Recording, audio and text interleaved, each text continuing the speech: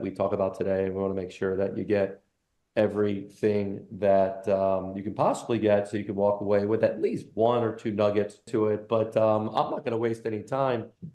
Can we just start in the beginning for people that I just want to get everyone on the same page, Steve? As a quick little side note, Steve is not a CPA. Consult your CPA if you really have a question that's kind of in that world. But we're going to give advice based on our experience and what we see. So just that little caveat. But Steve, can we just get clear on basic financial statements? What the heck is a profit loss statement? What's a balance sheet?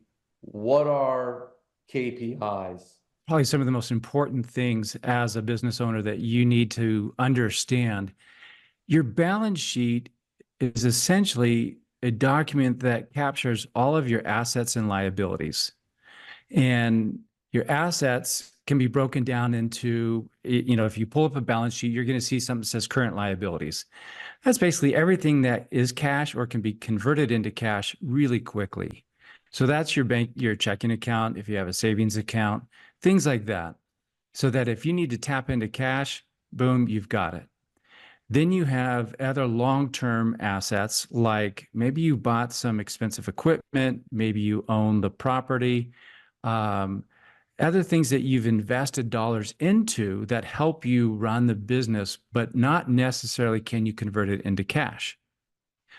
So you got your assets. Those are the things working for you. Now you have your liabilities. Liabilities are things like that loan you took out to buy your practice or to start your practice that you're paying on. It could be the PTO that your staff has earned, but you haven't paid out yet. Those are the things that are going to consume that cash. Credit card. Credit cards, that's a liability. Taxes, if you haven't paid them, that's a liability. Now, if you've prepaid your taxes, it will show up on your balance sheet as an asset because you've prepaid them and it's working in your favor. Where this becomes really important is you can have a great business, a profitable business, but if your liabilities are so high that it eats up all your cash, that could be a problem. And so paying attention to your balance sheet really becomes important. And I guarantee you, if you go into the bank and you want a loan, they're going to ask for your balance sheet because they want to see how healthy is your business and really the question they're asking is, how likely do we think that this person can pay this loan back? You read about business failures, and what ends up happening a lot of times is they either run out of cash, or even if it's a good business, they have so much debt that they can't repay that debt and the business folds. So you have your balance sheet, but then now you have your profit loss statement. Your profit loss statement for probably everyone on this call, you use what's called cash accounting. So when cash comes in, you book it, you recognize it, it shows up as revenue. When you have an expense and cash goes out, that's an expense.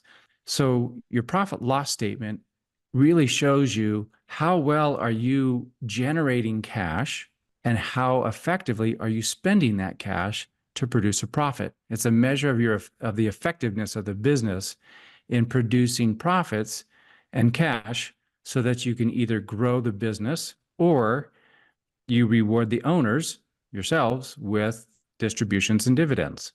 And so that tells you that the effectiveness of day-to-day operations, whereas the balance sheet is the overall, kind of like your annual health statement. Where does KPIs come in? So key performance indicators, statistics, metrics, where do they come into play with these statements or dashboards or pictures of your business? You don't manage profit. You don't manage assets and liabilities from the standpoint of something you can do every day. You manage people and people manage processes. KPIs are just the measurements of those processes. A lot of times they get a bad rap because you hear of businesses that manage to a KPI without really looking at the process itself. So if I put it in the terms of patient care, KPIs are nothing more than your vital signs. How's your cardiovascular system working? Well, go check your vital signs. How is the body responding to the exercise? Check your flexibility, check your strength. We don't typically go in and measure the actual strength of the muscle from a very biological standpoint. We'll use a muscle testing or a range of motion or something like that, something that's like a surrogate. So KPIs give us indication of how well are all these systems working together, and do we need to make a change? And then the KPIs are more of typically it's the operational metrics. So what's the cancellation rate? What's the utilization? What's the referrals and the number of patients per FTE, and those types of things that allow you to determine this is how your system is running and the people managing that system are running. Exactly. You know, the other thing is that where KPIs become powerful is if you decide where you want your business to go. Let's say you want to grow it another $250,000 this year. You can break that down into your KPIs so that it represents the pathway to get there. And each month, each week, you're looking at your KPIs and say, are we on target? Are we going to get where we want to go? And you use your KPIs as a way to tell you, yes, we are. Think of your speedometer, your GPS, your oil pressure, all of those things. Those are all just KPIs of how well your car is running. Is it too hot? Is it just right? What do I need to do that's different? And so they can be pretty powerful tools for you as an owner to manage your business. Talk to me about a business modeling or treatment model. When everything's working the way it should, your business is going to produce a certain amount of profit. If you bring in $100 and it costs you $20 to produce that $100, and then you have another $50 in overhead that's not producing, the revenue itself, you're going to get $30 because you spent $20 to produce it. You got $50 in overhead, so you're at $70 a cost. Your profit is $30. Whether you add 100 people, 1,000 people, 10,000, patients, your profit's going to be 30%, no matter what you do. So making sure that you have a business model or a way that the business is structured so that you can produce a profit. If you are spending 60% on payroll or 70% on payroll, no matter what you do, it's going to be extremely difficult to get any kind of real profit margin. So we use some benchmarks that guide us to say, okay, can I be profitable with this business? So one is about 35% goes towards your clinical staff, the people who are treating the patients. And these are rules of thumb. They can be plus or minus, but about 35%. Add another 15% for your admin staff so that your payroll is about 50% of your revenue.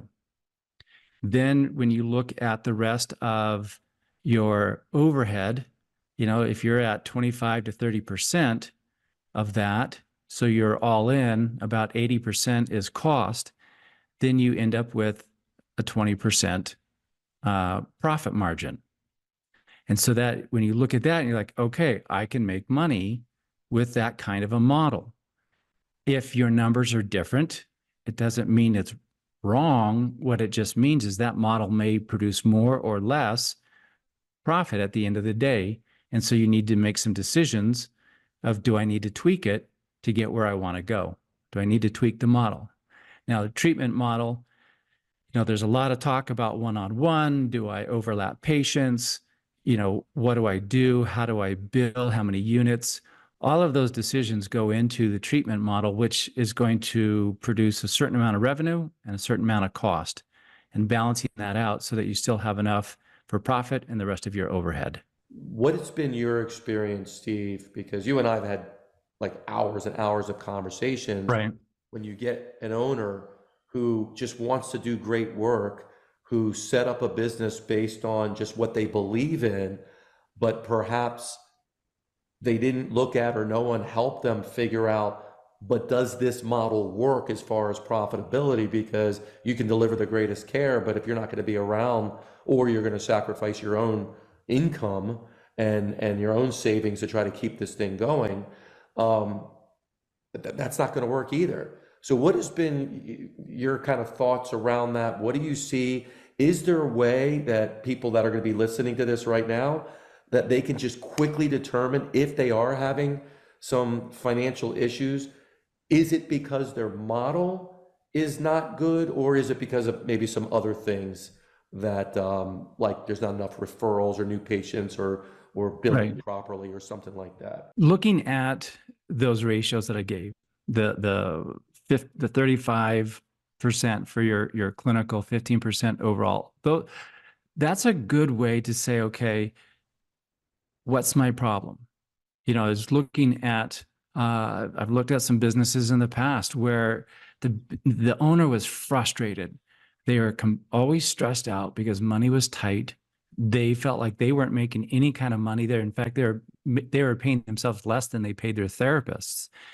And what it turned out was that, given what they were paid by the insurance companies, given the productivity expectations of their therapists, the cost to just produce a clinical visit was like 60, 70%. Right then and there, that was the problem.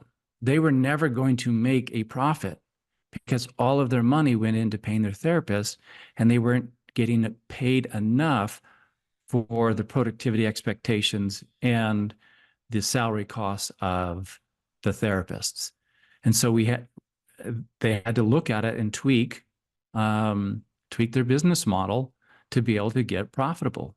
Difficult decisions, because it calls into, it forces us to make decisions about how we treat, how we overlap, how do we still produce a great experience and get great clinical outcomes and still produce profit so we have a healthy business.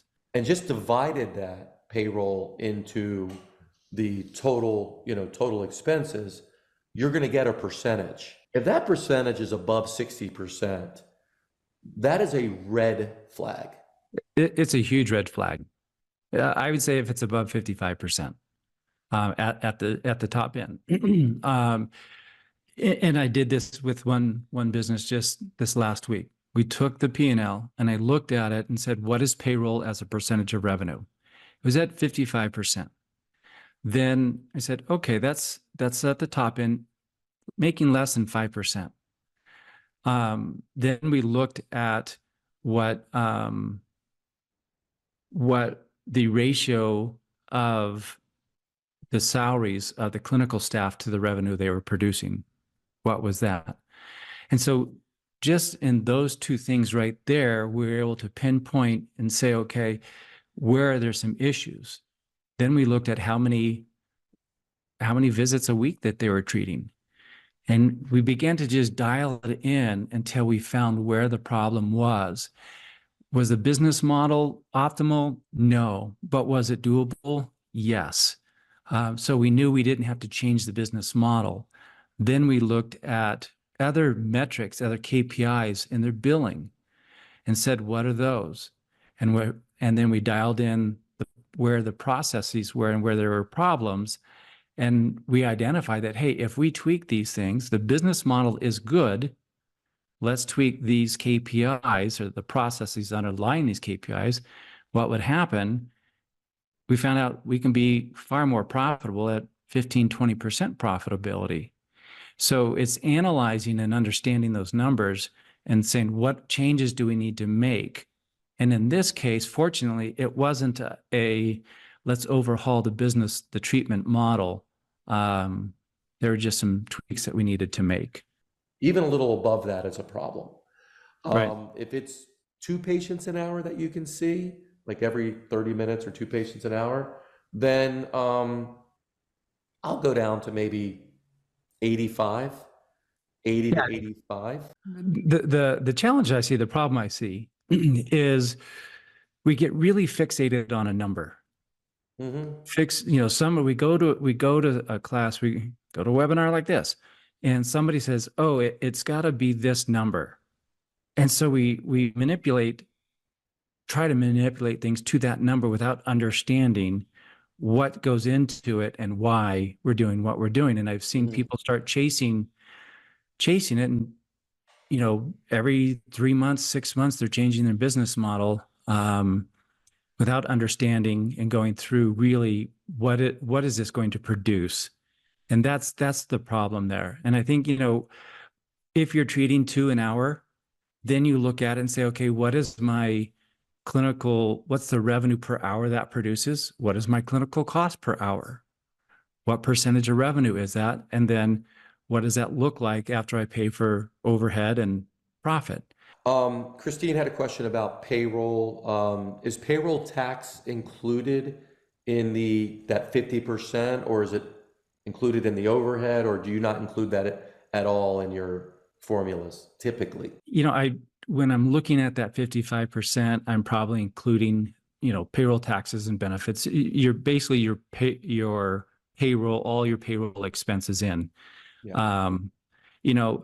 If your payroll expense is higher to produce a profit, your admin and all your other overhead has to be leaner. There's only so much efficiency you can get, but you have to be efficient. Yeah. It's just, you're balancing out, so you end up with a profit. By the way, if anyone has any questions, just put it in the chat box. All right. This is your time. Get questions answered. Get clarity around what's going on. There's something I want to touch on that has come up. In working with owners, I've had some owners get really frustrated because they said, you know what, my business isn't working. It's not profitable. So we looked at it. The business was actually profitable. It was producing cash. What we need to clarify is cash flow versus cash in the pocket. Cash flow does not equal cash in the pocket, because I might be setting aside some of my cash flow for taxes. I might be setting aside or paying down that loan I took out to buy the business with the cash flow. I might have plans in a year and a half to open up another location, so I'm setting some money aside to prepare for that. Your business is profitable, it's producing cash. What you decide to do with that cash is very important. And paying down your debt, paying your taxes, as much as we may not want to, and preparing for the future, having enough cash on hand so that if there's a glitch like Change Health that disrupts our cash flow, we're prepared for it.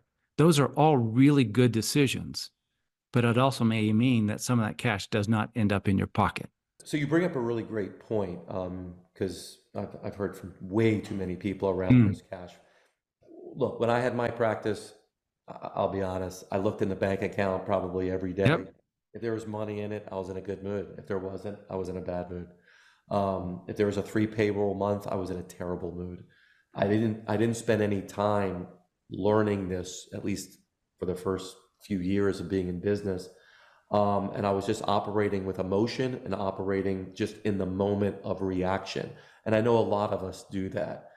And I think when you really start to slow down and lean into this, because we're certainly capable of understanding this, we're smart enough, you start to realize that the more you understand about your expenses, the more you understand about what's to come, you're able to take the money that's coming in and your cash that's coming in and put it into the different areas. If you're familiar with Profit First, I do think it's something you should check out, Mike 𝐒𝐜𝐿𝐴𝐻𝐿owitz's perspective on it, because it gets you out of the immediate emotional reaction of something.